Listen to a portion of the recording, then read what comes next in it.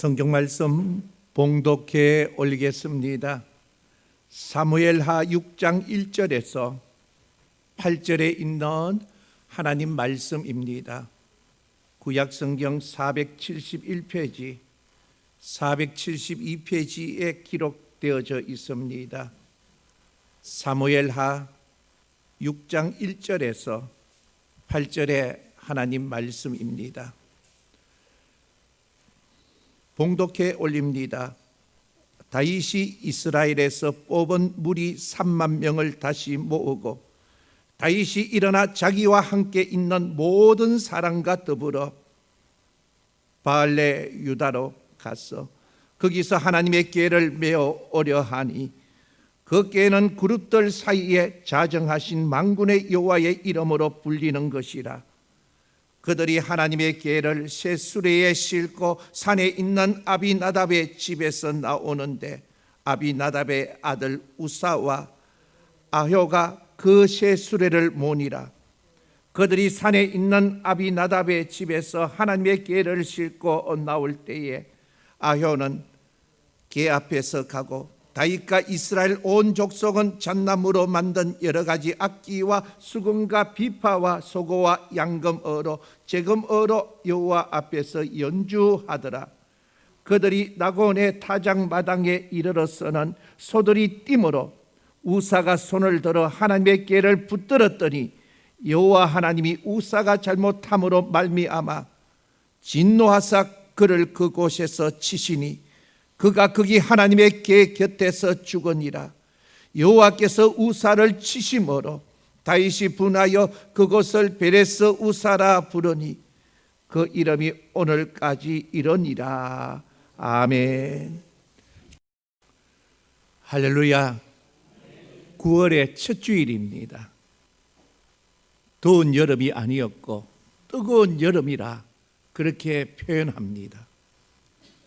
더운 여름을 이기고 지금 이 자리에 이렇게 사는 것이 감사하고 행복입니다. 오늘을 살게 하신 하나님의 뜻이 있음을 믿을 수 있기를 바랍니다. 내가 만나는 사람이 있다는 것, 옷 입고 먹을 수 있는 것이 행복이고 감사입니다. 오늘을 살게 하신 하나님 앞에 감사하면서 기쁨으로 살아갈 수 있기를 바랍니다. 하나님의 방법으로 살아가는 겁니다. 인위적인 생각이 아닙니다. 어떻게 하면 하나님 앞에 복받을 수 있는 하나님의 방법으로 살아가는지 오늘 본문을 통하여서 말씀의 은혜를 나누고자 합니다. 성경에는 구원의 진리가 있고 하나님의 뜻이 담겨 있습니다. 세상에 좋은 내용의 서적이 많이 있습니다. 하지만 그런 책들은 어디까지나 신앙생활에 있어서 참고서입니다. 성경을 이해하는 데 있어서 도움을 주고 삶에 잘 적용하라는 안내서일 뿐입니다. 그러므로 교과서 같은 성경을 더 많이 읽어야 하고 성경을 가까이 할 수 있어야 합니다.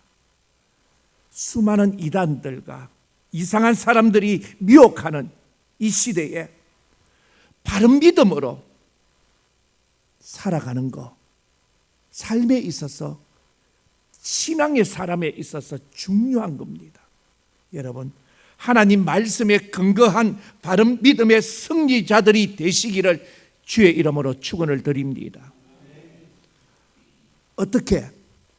말씀대로입니다. 하나님 말씀을 자기 편한 대로 바꾸고 해석하는 것은 에덴 동산에서부터 시작되어진 일입니다. 하나님은 아담에게 창세기 2장 16절 17절 3장에 보면 동산 각종 나무의 열매는 내가 임의로 먹되 선악을 알게 하는 나무의 열매는 먹지 말라고, 내가 먹는 날에 반드시 죽으리라 하시니라. 그런데 창세기 3장에 보면 뱀의 유혹을 받는 하와는 동산 중앙에 있는 나무의 열매는 하나님의 말씀에 너희는 먹지도 말고 만지지도 말라 너희가 죽을까 하노라 하셨느니라. 하와는 죽을까 하노라 했습니다. 선악을 먹고 싶은 마음이, 하나님처럼 되고 싶은 욕망이 하나님 말씀을 자기 마음대로 덧붙이고 바꾸게 하는 겁니다. 오늘 본문에서도 에덴 동산과 같은 비슷한 일이 일어나고 있습니다. 본문의 말씀은 다윗이 왕이 된 후에 언약궤를 예루살렘으로 옮기는 그 내용 말씀하고 있습니다. 히브리서 9장 4절에 언약궤에 대한 설명이 나오고 있는데 그 안에 만나를 담은 금 항아리와 아론의 상난 지팡이와 언약의 돌판이 있고 말씀합니다. 특별히 언약 십계명에 두 돌판이 있다고 해서 언약궤라고 불렀습니다. 언약궤는 이스라엘을 인도하시는 하나님의 임재를 상징하는 귀한 것입니다. 그 언약궤를 옮기기 위하여서 사무엘하 6장 1절을 보면 3만 명이 동원되었다고 말씀합니다. 그러나 중요한 것은 그 일이 하나님께서 원하셨느냐 하는 부분입니다. 하나님은 다윗에게 언약궤를 예루살렘에 옮기라고 말씀하지 아니했습니다. 다윗은 언약궤를 옮겨도 되는지 안 되는지 하나님께 묻지도 아니했습니다. 본문 앞장을 보면 이스라엘과 블레셋의 싸움에 대해서 기록하고 있습니다. 다윗은 블레셋과의 싸움 전에 하나님의 뜻을 구했습니다. 사무엘하 5장 19절에 보면 다윗이 여호와께 여쭈어 이르되 내가 블레셋에 올라가리이까 묻습니다. 23절에 보면 다윗이 여호와께 여쭈니 말씀합니다. 사무엘하 5장 25절의 전투는 이렇게 끝을 맺습니다. 이에 다윗이 여호와의 명령대로 행하여서 블레셋 사람을 쳐서 말씀합니다. 하나님은 다윗에게 승리의 기쁨을 주셨는데 언약궤를 옮기는 일에 대하여서는 하나님 앞에 묻지를 아니했다는 겁니다.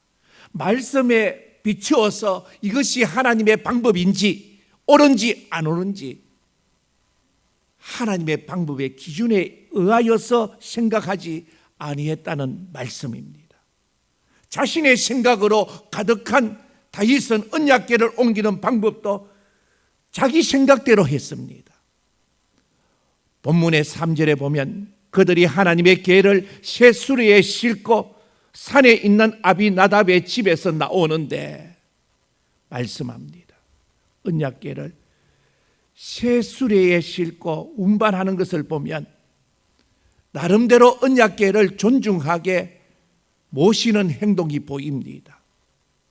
왕이 수레를 만들라고 명령했으니 얼마나 잘 만들었겠습니까? 그러나 그것은 하나님의 방법이 아니었습니다.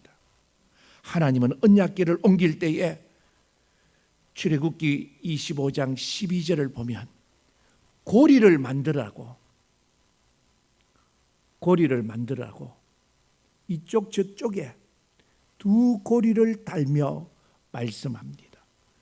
그리고 아무나 매지 말고 고핫 자손이 맬 것이라. 진영을 떠날 때에 아론과 그의 아들들이 성소와 성소의 모든 기구 덮는 일을 마치거든 고핫 자손이 와서 맬 것이라 말씀했습니다. 이처럼 하나님이 알려주신 방법이 있었지만은 다윗은 3만 명을 모았습니다. 새 수레를 준비했습니다. 그러나 하나님께서 말씀하신 방법은 아니었습니다. 신앙생활을 하다 보면 비효율적으로 이해되지 않는 일이 있습니다. 성경 말씀이 시대의 변화를 따르지 못하고 있는 것 같이 느낄 때가 있다는 사실입니다. 성경 말씀대로 산다는 것이 이해되지 않을 때가 많습니다. 말씀대로 하는 것보다도 상식대로 하는 것이 더 효율적이고 더 편해 보일 때도 있습니다. 그러나 예수 믿는 우리는 하나님의 뜻, 하나님의 방법으로 살아야 합니다. 디모데후서 2장 5절에 경기하는 자가 법대로 경기하지 아니하면 승리자의 간을 얻지 못할 것이며 말씀했습니다. 우리가 신앙생활 하는 사람이라면, 믿음의 사람이라면 하나님의 법대로 해야 합니다. 경기에 나간 선수가 아무리 좋은 성적을 거뒀다 하더라도 법대로 규정대로 하지 아니했다면 실격입니다. 이번에 아시안 게임에서 점수로 금메달인데 은메달을 땄습니다. 분명히 1등이었습니다. 본인도 1등이다 생각하고 기뻐했습니다.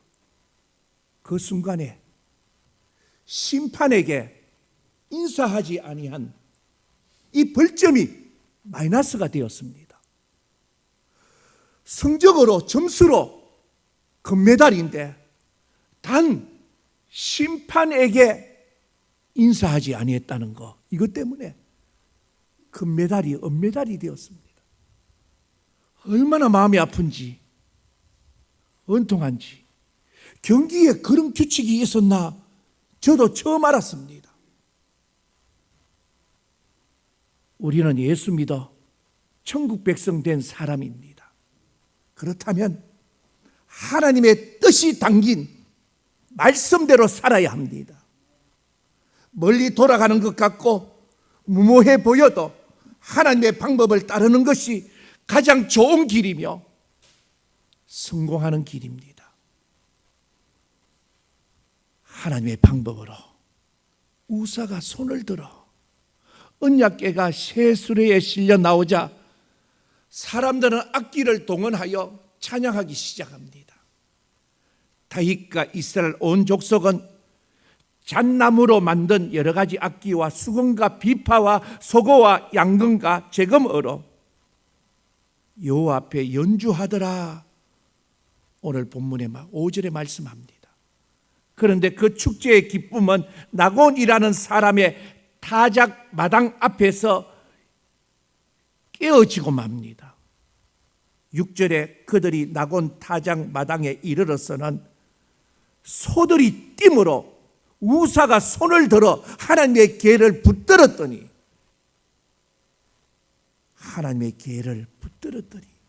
무슨 이유인지 수레를 끌던 소들이 뛰기 시작했습니다. 수레 위에 언약궤가 떨어지려 했습니다. 그러자 우사가 언약궤를 향해서 손을 들어서 붙들었습니다. 수레가 흔들린다고 언약궤는 함부로 보거나 만져서 안 되는 성물인데 우사가 손으로 언약궤를 잡았던 겁니다. 우사도 언약궤에 손을 댈 수 없다는 것을 분명히 알았을 것입니다.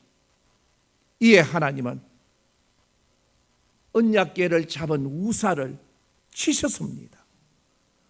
본문의 7절의 말씀에 보면 여호와 하나님이 우사가 잘못함으로 말미암아 진노하사 그를 그 곳에서 치시니, 무서운 말씀입니다. 하나님의 궤 곁에서 죽으니라. 온갖 악기로 찬양이 가득했던 그곳이 죽음의 현장으로 변했습니다. 본문의 8절에 여호와께서 우사를 치심으로 다윗이 분하여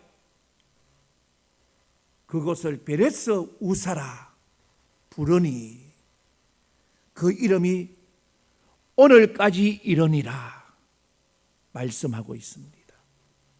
다윗은 하나님께 화를 내었습니다. 하나님은 잘못된 방법으로 법궤를 움직이는 일에 있어서, 언약궤를 옮기는 일에 있어서 진노하셨는데, 다윗은 진노하시는 하나님 앞에 분을 내는 겁니다. 내가 언약궤를 옮기려고 3만 명이나 동원했는데, 새 수레를 준비했고 여러 악기도 준비했는데 어떻게 이러실 수 있는가? 사실 우리도 다윗 같은 실수를 범할 때 있습니다. 그러나 분명한 것은 내 생각, 내 방법, 내 판단 중요한 것이 아니라는 겁니다. 하나님의 뜻대로 행하는 것이 무엇보다 중요합니다. 그래서 사무엘상 15장 22절에 순종이 제사보다 낫고 듣는 것이 수양의 기름보다 나으니 말씀합니다. 우사는 자신의 판단을 하나님의 명령, 하나님의 규정, 하나님의 방법보다 앞세웠던 겁니다. 많은 사람들이 집중되어 있는 그 자리에 흔들리는 법궤를 붙잡아 멈추게 하려 했습니다. 법궤를 잡으면 안 되는 줄 아는 사람이었지만 흔들린다고 잡았습니다. 자신이 대단한 사람이라는 것을 사람에게 보여주고 싶어 하는 인간적인 마음도 아마 있었을 겁니다. 하나님은 그런 우사를 벌하셨습니다. 사람은 누구나 자기 판단이 최고라고 여길 때 있습니다. 주장합니다. 하나님, 법궤가 흔들려서 수레에서 떨어지려고 하는데 잡아야지. 그거 안 잡다가는 법궤가 부서지면 어떻게 하느냐 하는 부분입니다. 금했으면, 하지 말라 했으면, 말씀에 그렇게 되어 있고 하나님 명령했으면 명령대로, 말씀대로 순종해야 할 부분이 신앙의 사람들의 모습이 되어질 수 있어야 한다는 말씀입니다. 그런데 우리들의 판단은 아니야, 성경에 그리하라고 말씀해도 그건 아니지, 내 손을 내밀 때가 있다는 말씀입니다. 사람들은 인정받고 싶어 합니다. 박수 받고 싶어 합니다. 처음에는 이름 없이 빛도 없이 하나님의 뜻을 이루는 도구로 사용되기를 원합니다. 그러나 시간이 흐르면 수고하는 것에 있어서 알아주지 않는 것에 은근히 화가 날 때도 있습니다. 서운해합니다. 불평이 나옵니다. 불평이 밖으로 나오기 시작하면 영적으로 병들었다는 증거입니다. 도끼는 나무를 베었다고 자랑할 수 없습니다. 도끼날을 세운 것도, 나무를 벤 것도 나무꾼의 수고이지 도끼의 공로가 아닙니다. 나무꾼이 사용하지 않는 도끼는 쓸모없는 쇳덩어리에 불과합니다. 하나님이 써주시지 않으면 우리가 가진 힘과 지식, 재능과 경험, 내가 가졌다고 내 것이 아니라는 사실입니다. 여러분,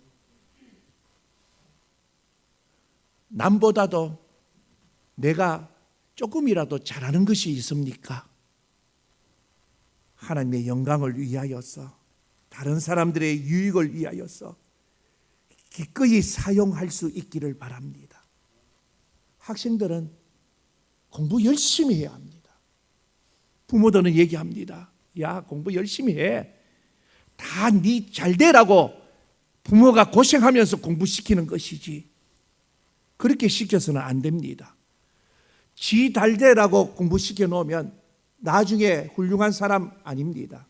엉뚱한 사람이 되어서 사회에 영향력을 끼치지 못합니다.